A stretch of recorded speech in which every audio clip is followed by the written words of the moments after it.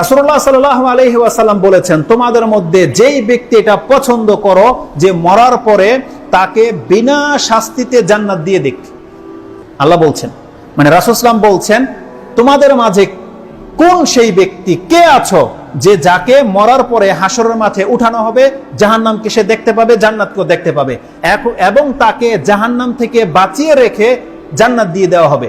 তার মানে কি? বিনা শাস্তিতে জান্নাত। তোমাদের মধ্যে কোনো ব্যক্তিকে এমন আছো যেটা পছন্দ করো, যে এটা পছন্দ করে যে আমি সেই ব্যক্তি, আল্লাহ আমাকে বিনা শাস্তিতে জান্নাত দিয়ে দেখ। রাসূল সাল্লাল্লাহু আলাইহি ওয়াসাল্লাম বলছেন তার দুইটা করণীয় আছে।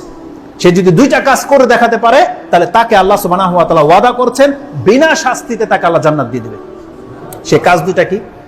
যদিও কাজ দুটা খুব সিম্পল, কিন্তু করে দেখাতে পারলে আপনি হয়ে যাবেন জ্ঞানী। রাসূল সাল্লাল্লাহু আলাইহি ওয়াসাল্লাম বলছেন, ফালতুদরিকুহু মানিয়াতুহু ওয়া হুয়া ইউমিনু বিল্লাহি ওয়াল ইয়াউমিল আখির। আপনাকে সর্ব অবস্থায় প্রস্তুত থাকতে হবে যে আপনি আল্লাহ এবং পরকালে বিশ্বাসী। কারণ মালাকুল মউত কারোর সাথে কোনো ডেট ফিক্সড করা আছে, টাইমিং করা আছে, যখন আসতে পারে, তাই নয়? যখন তখন আসতে পারে। রাসূল সাল্লাল্লাহু আলাইহি ওয়াসাল্লাম বলছেন মালাকুল মউত তো যখন তখন আসবে, এটা তো আমাদেরকে জানিয়ে দেওয়া হয়েছে। তুমি এখন জেনে নাও, তুমি প্রস্তুত থাকো। কি নিয়ে? তোমার সরঞ্জাম নিয়ে। যে কোনো সময় তোমার ডাক আসবে, আসো তোমার ফ্লাইট চলে আসছে, যাতে তোমাকে যখন ডাকা হবে তখন যেন তোমার কাছে দুইটা জিনিস থাকে। সেটা কি? ফালতুদরিকুহু মানিয়াতুহু ওয়া হুয়া ইউমিনু বিল্লাহি ওয়াল ইয়াউমিল আখির। তার অবস্থাটা যেন এমন হয় সে আল্লাহ এবং পরকালে বিশ্বাসী।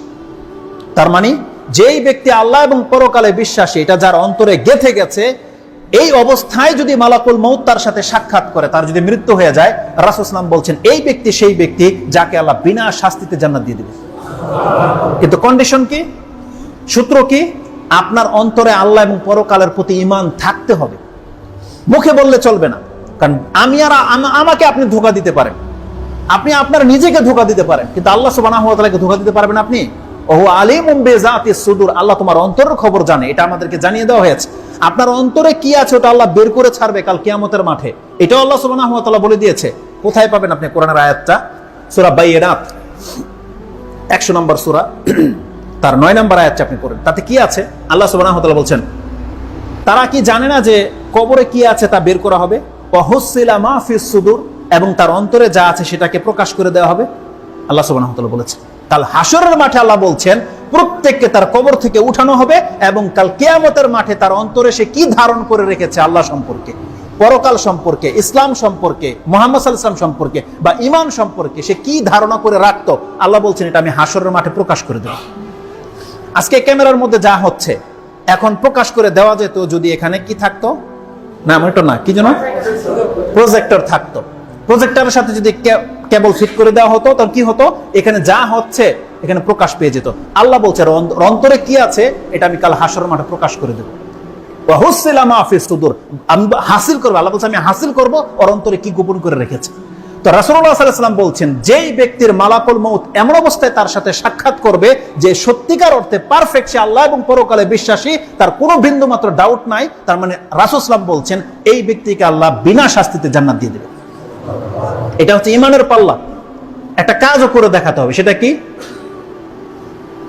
ওয়ায়াতি ইলান নাস মা ইউহিব্বু আইউতা ইলাই, এবং মানুষের সাথে তাকে ওই আচরণ করতে হবে যে আচরণটা সে নিজের জন্য পছন্দ করে। এটা খুব কঠিন লাগছে, তাই না? আরে পরকালের প্রতি, আল্লাহর প্রতি বিশ্বাস তো মুখে বলে দিলেন, হয়ে গেল। কিন্তু রাসূল সাল্লাল্লাহু আলাইহি ওয়াসাল্লাম বলেছেন বিনা শাস্তিতে নাজাত পেতে হলে তোমাকে তোমার ভাইয়ের সাথে ওই আচরণ করে দেখাতে হবে যেটা তুমি নিজের জন্য পছন্দ করো। এটা আপনি কত দূরে নিতে পারেন এই কথাটা নিয়ে নেন। কত দূরে নিতে পারেন? আপনার সামনে একটা ভাই অন্যায় করেছে, এই ভাই বলতে আপনার স্ত্রীও হতে পারে, আপনার সন্তানও হতে পারে, আপনার ছোট ভাই হতে পারে, আপনার কোনো ওয়ার্কার হতে পারে, হতে পারে না?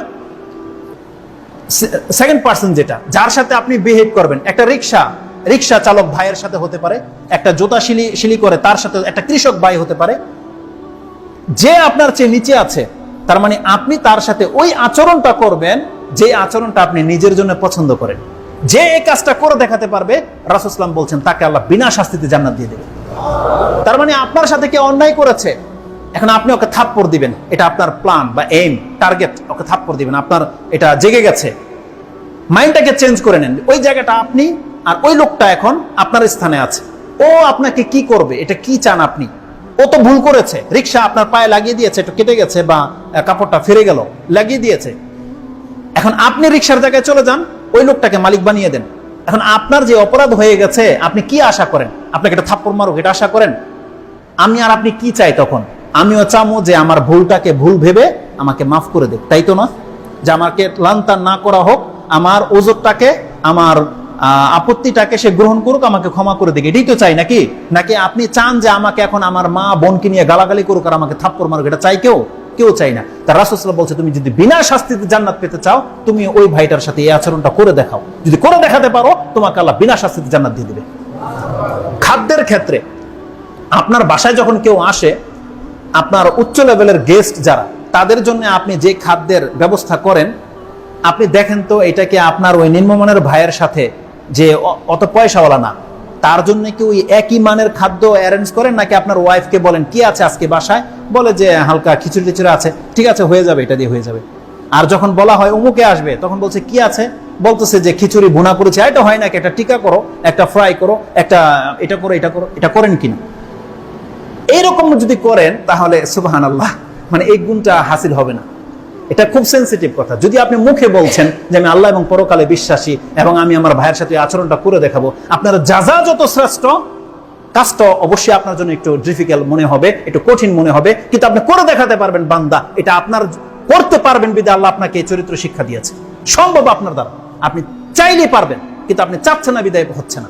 আপনি চেষ্টা করে দেখেন, আপনার দ্বারা সম্ভব, এবং আপনি করে দেখাতে পারলে আপনাকে আল্লাহ সুবহানাহু ওয়া তাআলা বিনা শাস্তিতে জান্নাত দিয়ে দিবেন। তা আমাদেরকে ওই চরিত্রের হতে হবে।